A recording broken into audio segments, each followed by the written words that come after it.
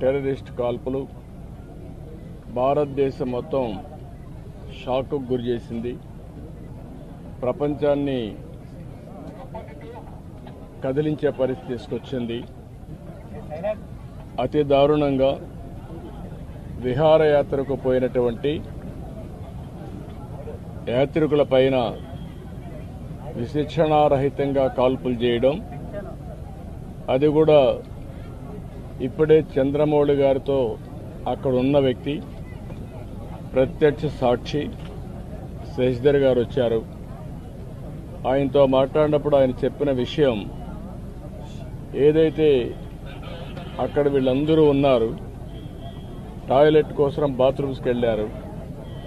వెళ్ళిన సమయంలో ఒక ఇద్దరు వ్యక్తులు మొత్తం ఇష్టానుసారంగా AK-47 లాంటి గన్ పెట్టుకొని కాల్చుకుంటూ వస్తున్నారు. వీళ్ళు అక్కడి నుంచి పరిగెత్తారు.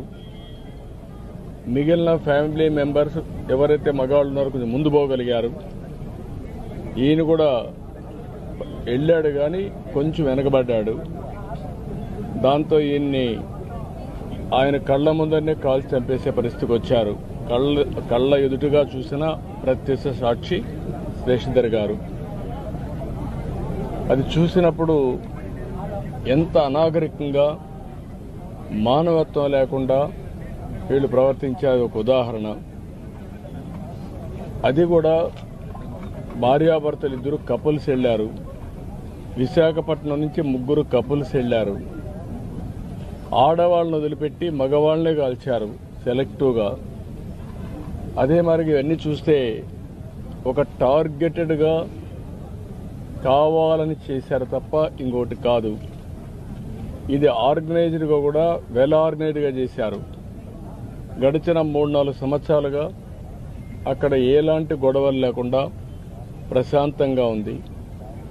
మళ్ళీ అక్కడ అభివృద్ధి జరుగుతూ ఉంది. అదే మరి అక్కడ ఉపాధి కానీ పెద్ద ఎత్తున అనేక కార్యక్రమాలకు నాంది పలికే పరిస్థితి వచ్చింది.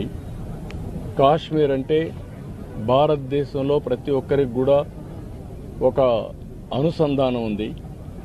ఇది ఒక సుందరమైన ప్రాంతం, మన దేశంలో అత్యంత ముఖ్యమైన ప్రాంతం అనే అభిప్రాయం అందరిలో ఉంది.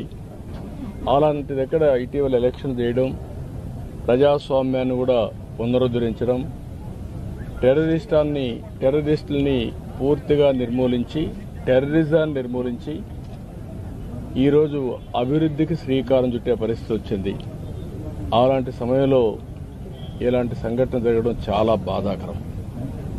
దీన్ని భారతదేశంలో ఉండే ప్రతి ఒక్కరు కూడా తీవ్రంగా ఖండించాల్సిన అవసరం ఉంది. ఇలాంటి టెర్రరిస్టులు భారతదేశాన్ని ఏమీ చేయలేవు. భారతదేశంలో ఒక సుస్థిరమైన ప్రభుత్వం ఉంది, సమర్థవంతమైన నాయకత్వం ఉంది, ధీటుగా ఎదుర్కొనే శక్తి సామర్థ్యాలు కలిగిన ప్రభుత్వం.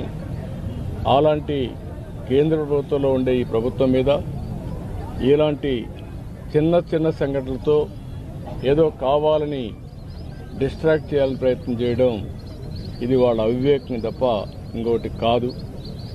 ఏది ఏమైనా ఇలాంటి క్లిష్ట పరిస్థితులు వచ్చినప్పుడు దేశం అంతా కూడా సమైక్యంగా నిలబడాల్సిన అవసరం ఉంది. అందరం కూడా నరేంద్ర మోడీ గారి యొక్క నాయకత్వం కింద సెంట్రల్ గవర్నమెంట్ చేసే ప్రతి ఒక్క కార్యక్రమానికి మనం సంఘీభావాన్ని తెలియజేయాల్సిన అవసరం ఉంది. ఇది దేశ సుస్థిరతకు సంబంధించిన విషయం.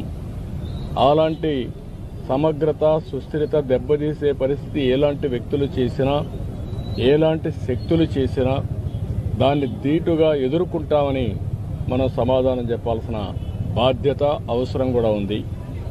అందుకే ఈరోజు దేశం అంతా కూడా ఎవరైతే చనిపోయారో చాలా బాధేస్తుంది. వాళ్ళని మళ్ళీ తిరిగి తేలేం. మన రాష్ట్రంలో ఇద్దరిని పోగొట్టుకున్నాం. ఇక్కడే చంద్రమౌళి, అదే మరిగా మధుసూదన్ కాబల్లో.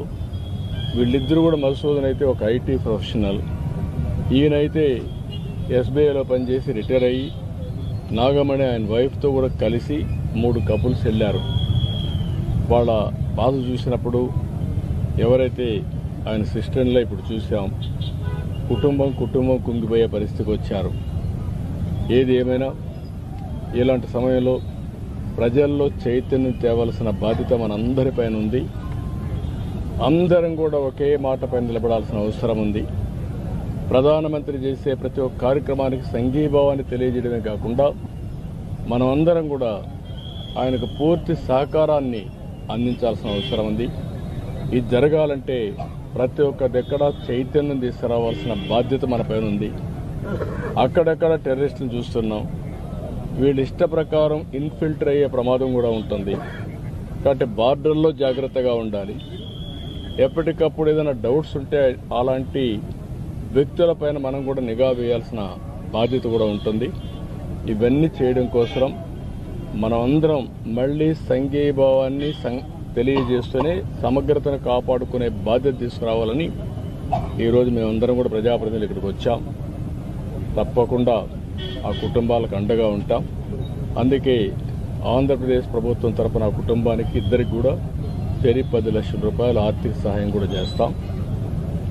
ఎందుకంటే ఒక సంఘీభావాన్ని తెలియజేస్తూ మనం అందరం కూడా ఆ కుటుంబాలకు అండగా ఉండి ఆ కుటుంబాలు నిలదొక్కుకోవడానికి ఏమేం చేయాలో అన్ని చేయడానికి మనం ముందుకు రావాలి. ఆ శక్తి మనకుంది. చనిపోయినటువంటి చంద్రమౌళి గారికి ప్రగాఢ సానుభూతి, కుటుంబ సభ్యులకు సానుభూతి తెలియజేస్తూ ఆయన ఆత్మకు శాంతి కలగాలని భగవంతుణ్ణి ప్రార్థిస్తూ మరొకసారి ఆ కుటుంబానికి ధైర్యం చెప్తూ సెలవు తీసుకుంటాం.